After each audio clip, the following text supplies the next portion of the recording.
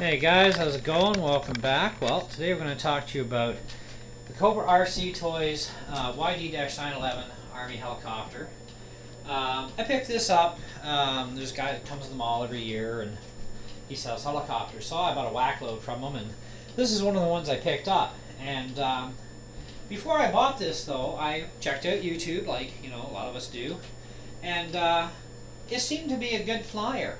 And I like the Army type stuff, wanted an Army type helicopter, but I didn't want a little tiny one. I had a couple of those and wasn't really too thrilled with them, but I wanted something big, and this thing definitely met the bill for being big.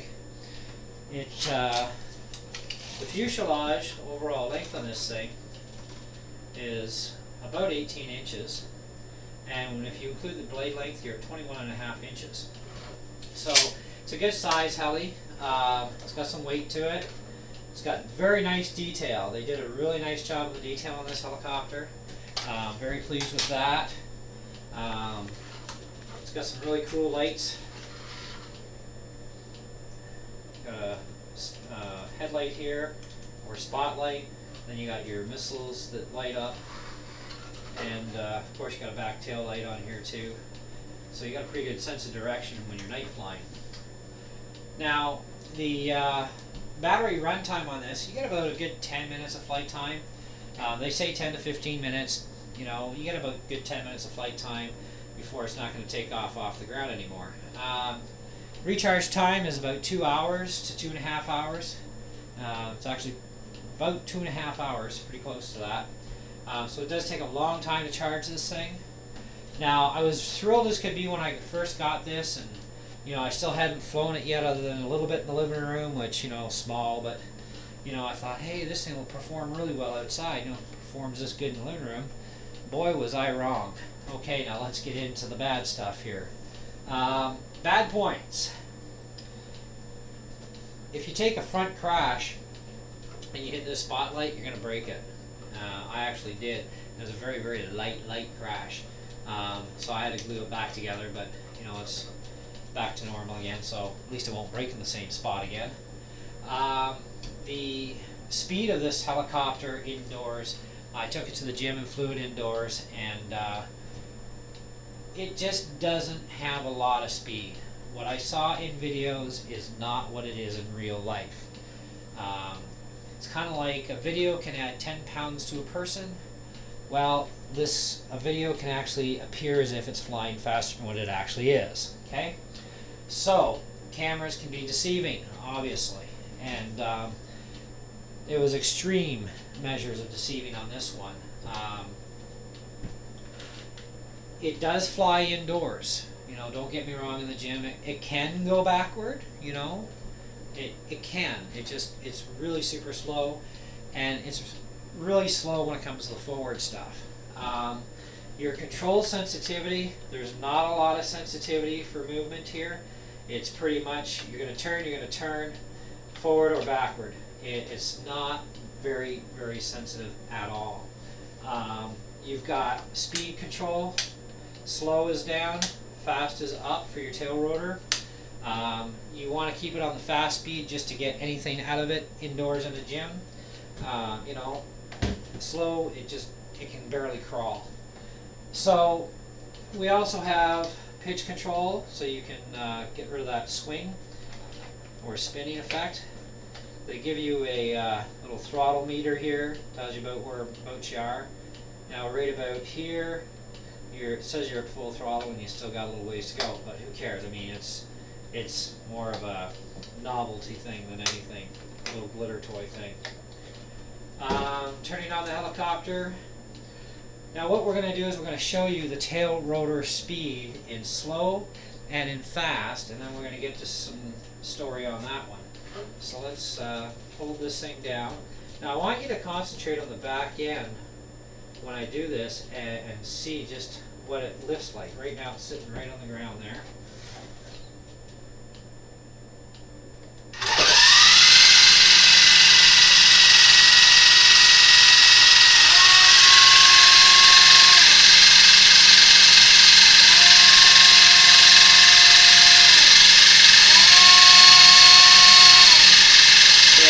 Put it in mode for the tail rotor.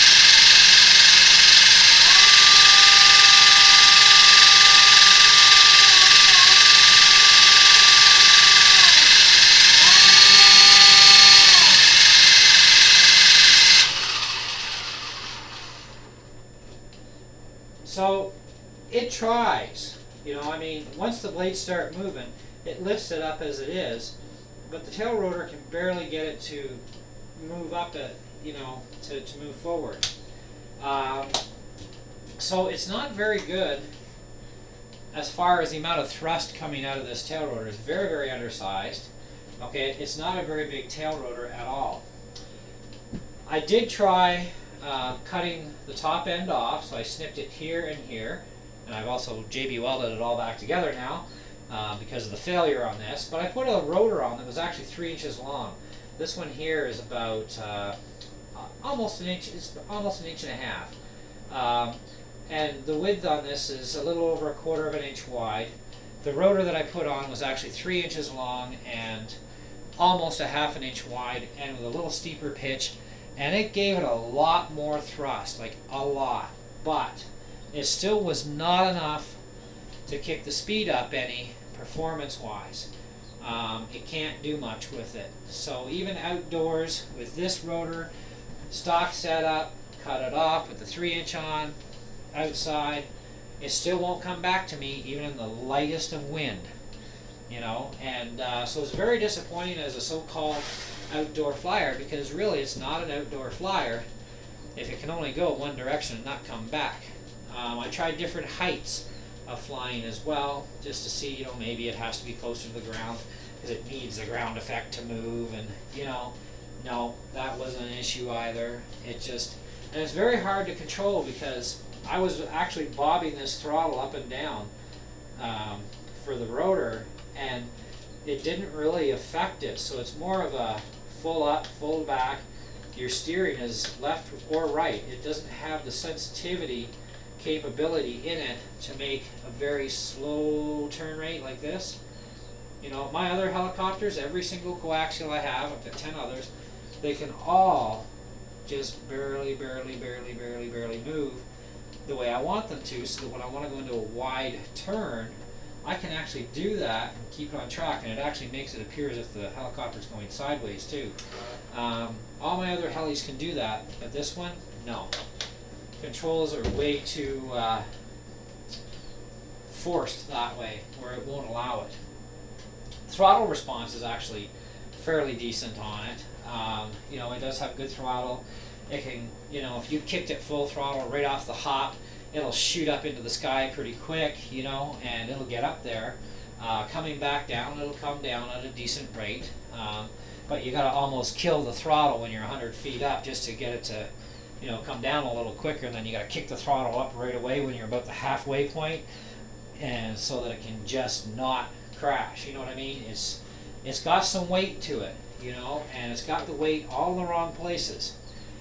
Hovering, it can hover great, you know, there was no question about that. Outside, to hover this, you put the switch on high speed, full throttle forward, you know, of the direction opposite the wind, and it'll hover, you know, no problems that way.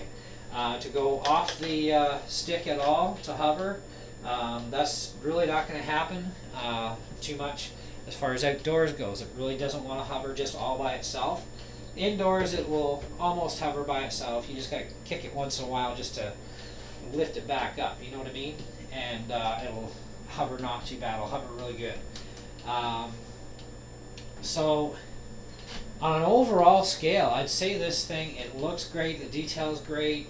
The little Army guys, you know, the hands and feet can move on this one, the feet move on this one. Styling of the aircraft is very nice. But as far as practical everyday use for flying this thing, yes, it can fly in a gym. I mean, very slow. Not a lot of control there. You don't have a lot of choice on flying style on a 3-channel heli, and that's what this is. It's a 3-channel.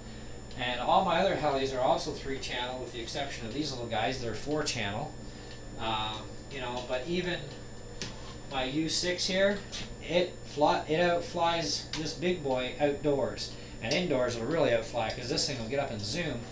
And the rotor blade is about the same size approximately as this one, and this motor turns a hell of a lot slower than what that one can, and yet this thing will pitch itself right up like this and just zoom outdoors. You know, so that's pretty pathetic when a small little guy like this in a 3-channel can outperform that big bad boy there. So they did a very bad job on this as far as being able to fly. Videos were very deceptive, you know, so not overly happy with the amount of money spent out. I mean, this is a $200 toy regular price if you buy it right from Cobra. There's other places, yes, you can get it a lot cheaper, but even the cheapest price I saw on the net, I think was about 50 bucks for this thing. And plus, of course, you're going to have shipping and, you know, tax, and if you're in Canada, because you're not going to order it in Canada for that 50 bucks. By the time you get it here, you're still going to spend over about $125 on the thing, and you're going to get a real big disappointment, you know. And even if you're in the States and you get it cheap there, you're still paying, you know, pretty close to 75 bucks with shipping from the cheapest place you can buy it from. You know, and if you buy right from Cobra, right now they actually got it on sale for about 60% off type of deal. And even that's a little too much money. Now, I do like Cobra RC toys, don't get me wrong. They make some really fabulous stuff. But this is definitely one that they should go back and redesign and make it fly properly.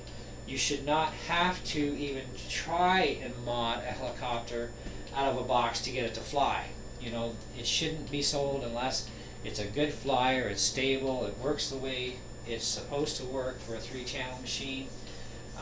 You know, has good control, you know, it should be a good machine right out of the box. I mean, if you have to start cutting pieces off and taking weight out and shifting weight over, I mean, that's just ridiculous, you know.